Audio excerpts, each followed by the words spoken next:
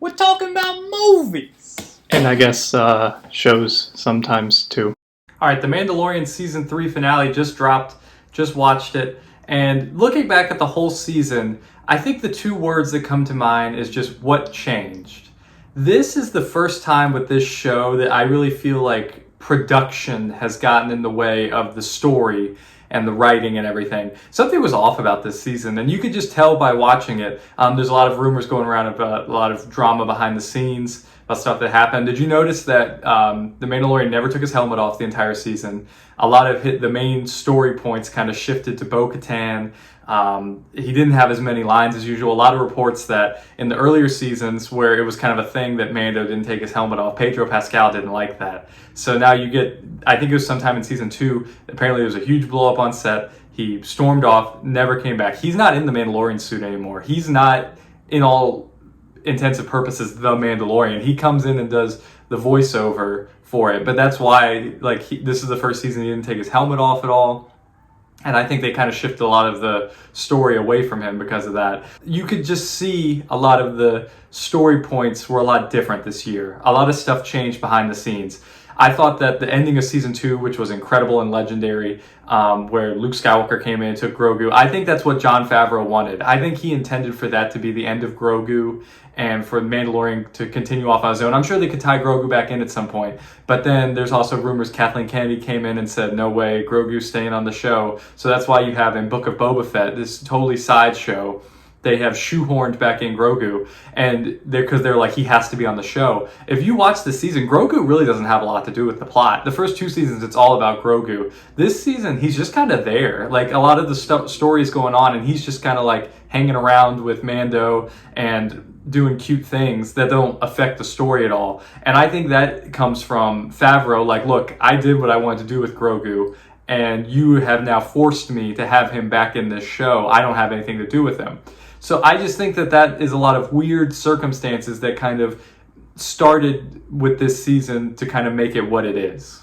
So diving into the actual episodes, I thought the show surprisingly started off very fast. Episode 1 and 2 were very plot driven and had a lot to do with what I thought the whole show would be about, which was taking back Mandalore, which it was. So I was very happy with that. They had started off right away. Boom, we're at Mandalore. We're getting into that. But then 3 through 6 were so odd because they just were about nothing. Like, Episode 3 was the infamous Dr. Pershing episode, which, like, it wasn't like a bad episode of television, but it had nothing to do with The Mandalorian. And I think that it was part of their forced setup into this whole Mandalorian universe they're trying to get at, where they're tying all the shows together. So I think that went more towards contributing to that than the actual show. Then you get into episode 4, which is this nonsensical bird episode where this kid gets taken by a big pterodactyl, and it makes no sense because the bird would have eaten it right away, but the bird left the kid alive for like a whole day, and they just go get it, and it's just silly. That episode did give us the answer, though, to who saved Grogu from Order 66, and I thought it was a pretty good answer. I thought the fun fan service answer would have been like Mace Windu with his arm cut off, like running in, saving him, but that doesn't really make sense, I don't think, with canon. So I like the idea of it being Ahmed Best's Jedi character, who I don't know, and maybe he was sent by Jar Jar. They got him on a Naboo ship at the end and took off. I think that would be kind of just hilarious and a trolling thing to do. Get into episode 5. This one I thought was actually a fairly good episode, but it was a classic Mandalorian side quest standalone episode. But I liked the algae pirate. I liked how he looked. I just thought this was a fun episode, but it didn't really advance the plot any. And then episode 6 is probably one of the worst episodes of Mandalorian. It probably is the worst episode of Mandalorian ever, with Jack Black and Lizzo on there for no reason, and Mando just chasing around a bunch of droids. I just thought it was silly. I thought it was crazy it took 7 episodes to get to Moff Gideon. He's the main villain of the show. How on earth do you get to episode 7 before you get to him?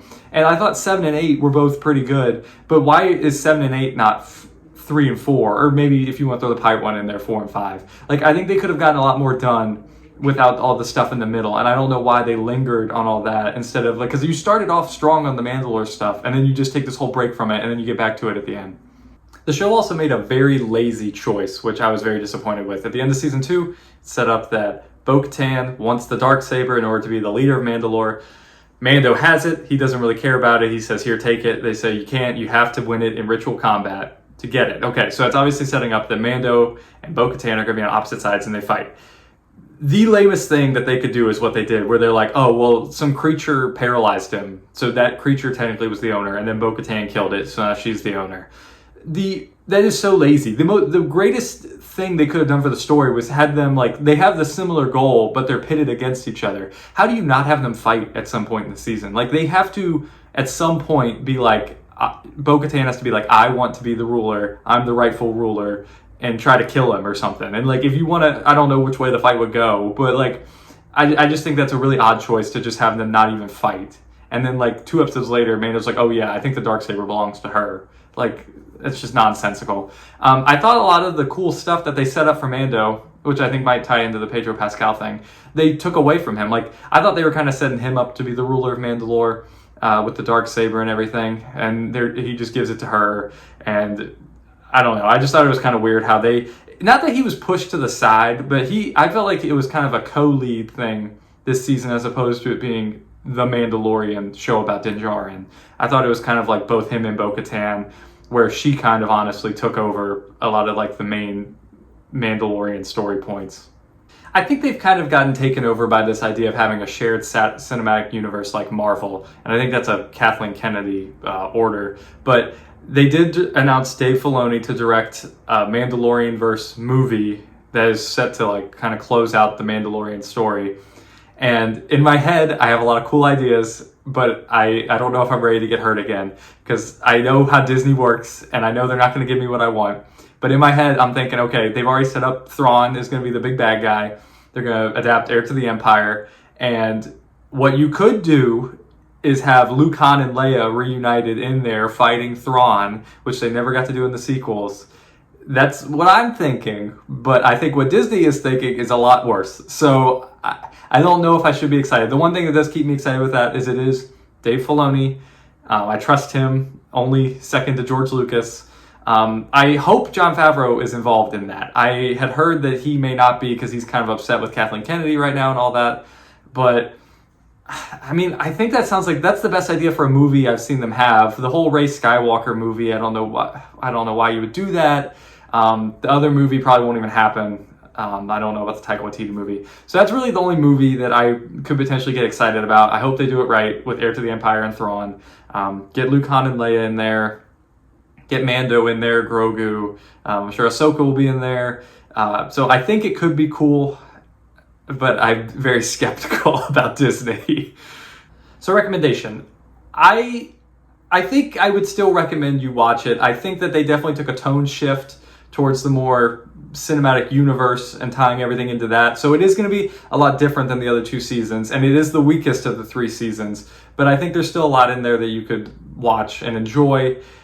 So, I mean, if you have Disney Plus, check it out. If you like The Mandalorian, I mean, you're probably watching it anyway. But yes, I would still recommend it, but just keep in mind that it is slightly different than the other seasons. I don't know. It's just weird. Like, I don't know why they want to do the cinematic universe so bad, but I think it'll be cool if they tie it in with Ahsoka. That show looks pretty good. The trailer looked good. So I have hopes for that. But, I mean, Star Wars doesn't have much going on for it right now outside of this. So I guess fingers crossed beyond this. So those are my thoughts on Season 3 of The Mandalorian. What did you think? Did you think it was the best season ever? Do you agree with me that it was the worst season ever?